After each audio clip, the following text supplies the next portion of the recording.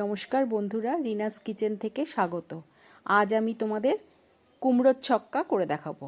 প্রথমে আমি ফ্রাই প্যানে 1 চামচ মৌরি, গোটা মৌরি, 1 চামচ গোটা জিরে আর 1 চামচ ধনে আর একটা শুকনো লঙ্কা ভেজে নিলাম। ওটাকে আমি গুঁড়ো করে রেখেছিলাম।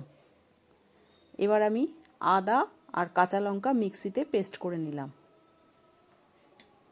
এবার কড়াইতে পরিমাণ মতো তেল দিলাম, প্রায় 3 চামচ মতো সর্ষের তেল দিলাম। এবার কুমড়োগুলো আমি ডুমো ডুমো করে কেটে রেখেছিলাম।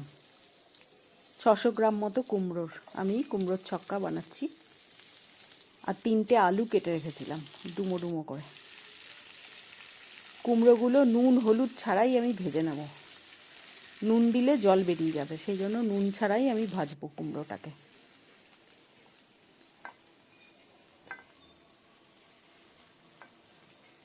ভালো করে ভেজে নিলাম। এবার কুমড়োগুলো সব তুলে নিলাম বাটিতে। এবার আমি কড়াইতে শুকনো লঙ্কা আর তেজপাতা আর 5 ফোড়ন দিলাম। হাফ চামচ মতো হিং ফোড়ন দেব। নিরামিষ রান্না একটু হিং দিলে গন্ধটা সুন্দর হয়।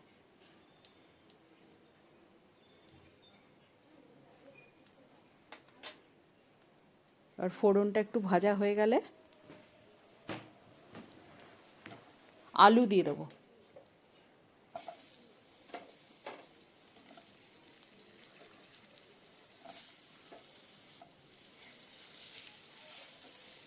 এবার আলুটাও ভালো করে ভাজতে হবে।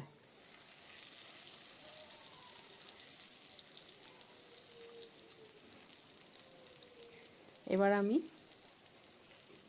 ধনের গুঁড়ো দিলাম হাফ চামচ, জিরের গুঁড়ো দিলাম হাফ চামচ, কাশ্মীরি লঙ্কার গুঁড়ো দিলাম হাফ চামচ আর হলুদ গুঁড়ো দিলাম হাফ চামচ। এবার ভালো করে মশলাটা কষাতে হবে। আর আদা আর কাঁচা লঙ্কার যে পেস্টটা করে রেখেছিলাম সেটাও দিয়ে দিলাম।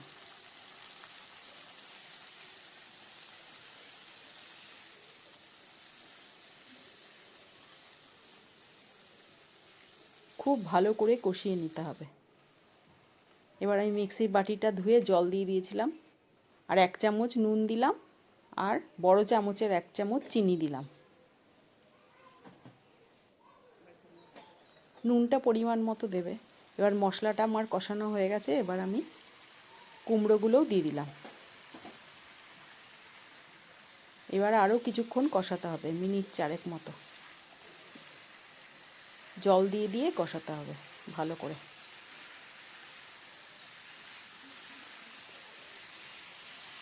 রান্নাটা যদি তোমাদের পছন্দ হয় আমার চ্যানেলটাকে সাবস্ক্রাইব করো, লাইক করো, কমেন্টস করো।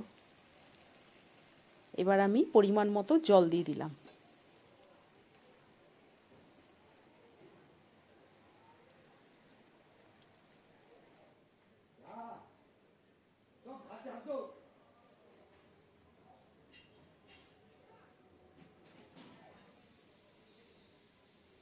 এবার আমি ঢাকা দিয়ে দিলাম, দিয়ে গ্যাসটা কমিয়ে দিলাম যাতে কুমড়ো আর আলুগুলো ভালো করে সেদ্ধ হয়ে যায়।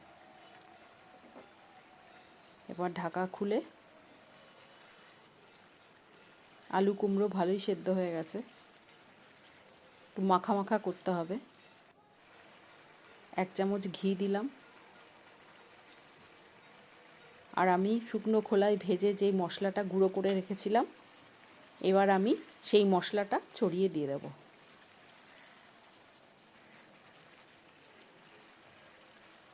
আমার রান্নাটা কমপ্লিট।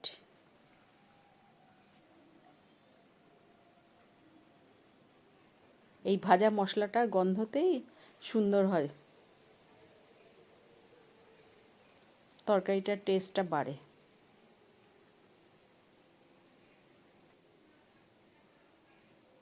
এবার আমি ডেসিকেটেড কোকোনাট ছড়িয়ে দিলাম। তোমরা টাটকা কোকোনাটও দিতে পারো। আমার ঘরে ছিল না কোকোনাট, তাই এই ড্রাই কোকোনাটটা দিলাম।